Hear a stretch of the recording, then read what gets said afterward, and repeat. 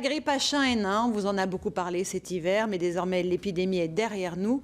Pourtant, vous êtes très nombreux à vous poser des questions. Fallait-il commander autant de vaccins? Fallait-il mettre un tel dispositif en place? Les parlementaires français ont décidé de former une commission d'enquête sur la grippe A.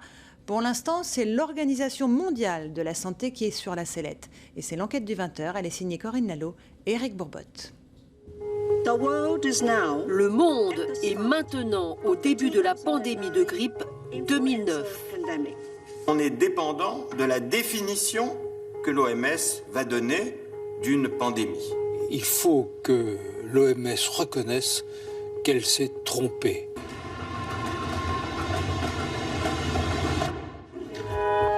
Conseil de l'Europe, janvier dernier. Audition exceptionnelle autour d'une question. L'Organisation mondiale de la santé a-t-elle exagéré l'ampleur de la grippe A? Le docteur Wodarg en est persuadé. Cet expert en santé publique et ancien député a obtenu la création d'une commission d'enquête. Ils ont dit que ce soit une pandémie dangereuse, mais c'est justement une grippe normale qui est très faible même. Et comme ça, c'était une fausse pandémie. Le docteur s'appuie sur des courbes comme celle-ci. À gauche, la grippe de 2008 appelée saisonnière. À droite, la grippe 2009 qualifiée de pandémique, alors que le nombre de cas est sensiblement le même. Ce qui est différent, ce sont les conséquences financières importantes qu'entraîne une déclaration officielle de pandémie.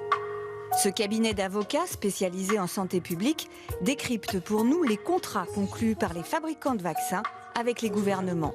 Ils ont été signés au moment de la grippe aviaire en 2005, avec un complément en 2009. Alors ce contrat, il dit très concrètement que c'est sur la déclaration de pandémie par l'OMS que le contrat va se déclencher, que la production de vaccins va pouvoir commencer. Ça c'est très clair, une seule condition, la déclaration par l'OMS. La décision de l'OMS, elle est donc la clé qui va permettre d'ouvrir les flux financiers qui sont la résultante des contrats. C'est également la déclaration officielle de pandémie qui a permis d'autoriser les vaccins au niveau européen selon une procédure exceptionnelle accélérée. Les critères scientifiques pour une pandémie de grippe sont réunis. L'OMS est accusée par certains d'avoir changé la définition critère d'une pandémie. Jusqu'en 2009, une pandémie devait être à la fois très contagieuse sur le plan géographique et très grave en nombre de morts. Désormais, la notion de mortalité n'est plus prise en compte pour le déclenchement officiel d'une pandémie. Invité par le Conseil de l'Europe à s'expliquer sur la question, le numéro 2 de l'OMS surprend l'Assemblée en affirmant « Il y a une confusion ici et j'espère la dissiper. Qu'il y ait beaucoup de morts n'a jamais fait partie d'une pandémie telle que l'OMS l'a définie. » Pourtant, nous nous sommes procuré une photo du site officiel de l'OMS tel qu'il apparaissait en mai dernier. On peut y lire « Une pandémie entraîne un nombre énorme de morts et de malades ». Désormais, sur la même page, une pandémie n'est plus qu'une épidémie mondiale. La notion de mort a disparu. Certains épidémiologistes n'en reviennent pas. Je pense que la gravité d'une maladie doit jouer un rôle majeur dans la définition d'une pandémie. Sinon, vous pouvez définir un simple rhume comme une pandémie et vacciner contre le rhume. Le professeur Gentilini, qui s'était en juillet dernier élevé contre ce qu'il appelait une pandémie de l'indécence, s'avoue surpris par cette nouvelle définition de l'OMS. Eh ben ça c'est nouveau, ne pas prendre en compte les critères de gravité. Une pandémie, qu'est-ce que c'est? Le terme fait peur et ça a été manipulé avec adresse. On a voulu effrayer en utilisant le terme pandémique. L'OMS a-t-elle agi sous l'influence des laboratoires pharmaceutiques? C'est ce que va chercher à savoir le Conseil de l'Europe. L'OMS reçoit depuis plusieurs années des dons privés et parmi les donateurs, on trouve les 3 principaux fabricants du vaccin pandémique pour un financement de plus de 3,5 millions d'euros sur un budget global de plus d'1 milliard.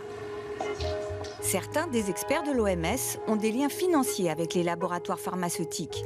Au cœur de la polémique, le professeur hollandais Albert Osterhaus. On lui reproche une double casquette. Il est à la fois expert OMS influent et président d'un organisme dédié à la grippe et entièrement financé par l'industrie des vaccins. Au siège de l'OMS, à Genève, on réfute tout conflit d'intérêts. La question n'est pas s'il y a des gens qui ont des contacts avec l'industrie pharmaceutique, mais plutôt est-ce que les personnes qui ont du contact avec l'industrie pharmaceutique auraient pu influencer les décisions de l'OMS et la réponse est non. Selon un bilan encore provisoire, 15 000 décès liés au H1N1 ont été comptabilisés dans le monde, alors que l'OMS estime que chaque année, la grippe saisonnière fait entre 250 et 500 000 morts. Faut-il davantage de transparence? S'interroge également le Conseil de l'Europe. Il rendra ses conclusions en juin prochain. Il faut là aussi, à chaque instant, nous souvenir de ce à quoi le mensonge peut conduire dans nos démocraties.